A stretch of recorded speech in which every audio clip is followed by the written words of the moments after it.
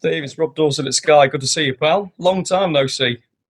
Yeah, long time no see. I still can't see. I don't know where you are, but I'll try and press another button. No, I don't I'm know. on the Rose I don't know Gallery down the right-hand side with everybody else. On the right-hand side of everybody else. Okay. Okay, that should be everyone. Rob, can you start us away, please? If you could stick to a 5-minute interval, that would be marvellous. Thank you. Yeah, just sure, no problem. Steve, what the guys are just asking you about there, I've got to start with Liverpool winning the title. Earliest ever Premier League champions, with 7 games to go, but also the latest ever Premier League champions in the diary to June the 25th. I mean, look, what do you make of it? Well, I was playing the last time they were. It was a long time ago. The last time they won it, I think, was 1990. For them to be waiting 30 years, it just shows you, how difficult it is.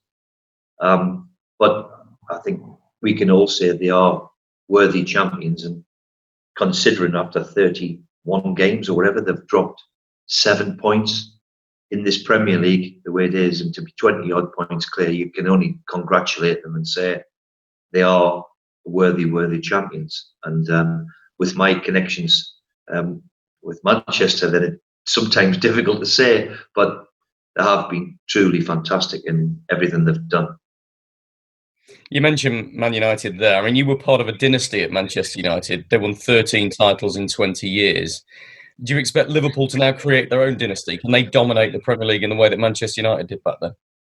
I think the competition is so fierce at the top there that the big clubs seem to just be getting better and better. And I'm sure when you look at Man U now, all of a sudden they've got an upsurge, and you see the emergence of Chelsea and Frank and Jose maybe going in at Spurs. You would find it very difficult to go and achieve that total domination. But the one thing about them, they're young and still got loads of enthusiasm about them, and obviously got a wonderful manager in Jurgen. And it's going to be very, very difficult, but you would think that they're going to be there or thereabouts, which obviously they have done over the last few years. They've been quite remarkable, the standards they've set this year. So whether they're going to get total domination, I ain't too sure about that, but certainly they're going to be there or thereabouts with the squad of players they've got. Thanks for doing that, mate. Let's go on to Newcastle. Contract stuff happening this week. Matty Longstaff's signed until the end of this season, but of course it's the longer term contract that the fans want to know about. Any positive signs there for you? It's the same as we are. It's I think now the ball's certainly in young Matty's hands. And I've gone public with it. I think we've made him a wonderful offer, and for me, it should be his way forward in his career and what's best for him. And I've said it many times now that I think being a Newcastle lad and having the season he's just had, it's now his way forward. And of course, we all would love him to stay, but as young as he is, the players now, it's their prerogative. If they want to run down the contract, then there's nothing much more we can do as a club.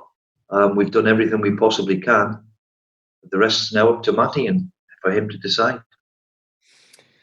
Mankew and Andy Carroll have signed longer term deals. I mean, it's a long one for Javier, and a 1-year extension for Andy Carroll. What you got to say about that? I mean, I wonder if Andy Carroll hadn't had the poor old injury problems he's had, maybe it would have been a longer than a 1-year deal. But what do you make of those two? Well, I mean, I've said that as far as Andy's concerned, it's we've seen the influence straight away the other night when we bring him onto the pitch. If he can get himself and keep himself right, then he's going to be addition to any Premier League team because he's something different. And certainly he added to that in the week. Comes on, makes a goal. That's a few times now he's influenced games for us.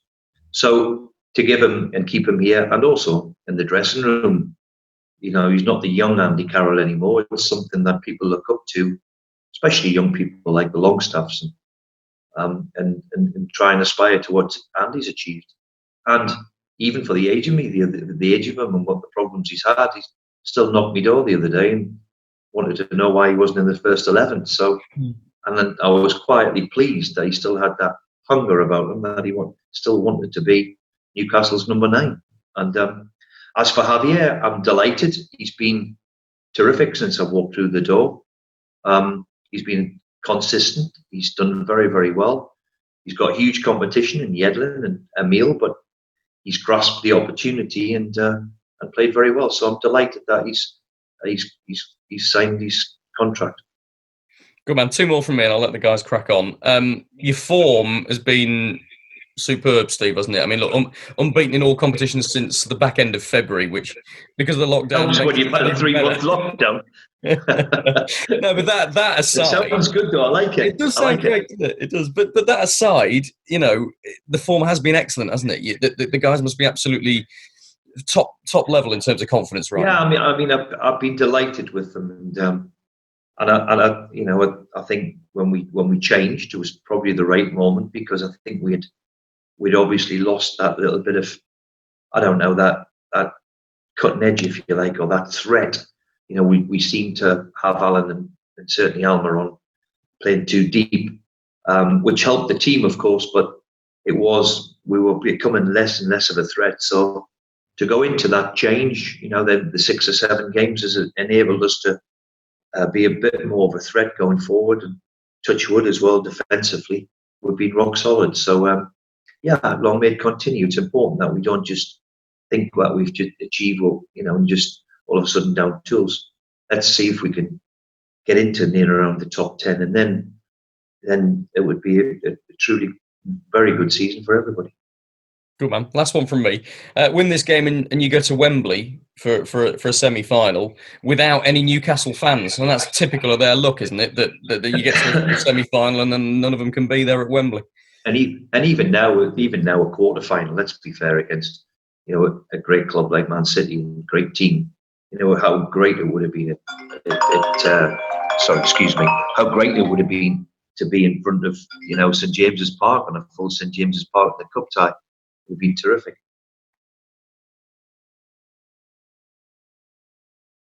Great, thank you, Rob. We're going to go to Mark Tulip at BBC. Morning, Steve. Morning.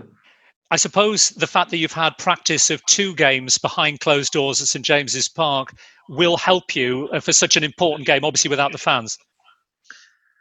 Yeah, I mean, there's no disputing that it's strange. I mean, it's obviously strange for you guys even watching it. So it is, of course, different. But as I've said many times now, it's better than what we had before, because we had nothing. And a lot of people have put a lot of work in to make sure we've gotten this far. So no, there's no disputing that we would love a packed St James's Park, but it's not to be. So we've got a big game, huge game. Can we go and be at our best? And we're going to have to be, because they're a very good team who we're playing against, and see what we can do. If there are to be changes at the top of the club, Steve, is this another chance to show how much progress has been made by the players and yourselves, the coaching staff? Well, all we can do is just, things above us we can't influence. But what we can do is influence what goes on the pitch. And, we've put a decent little run together to out of lockdown to come and get 4 points out of 6.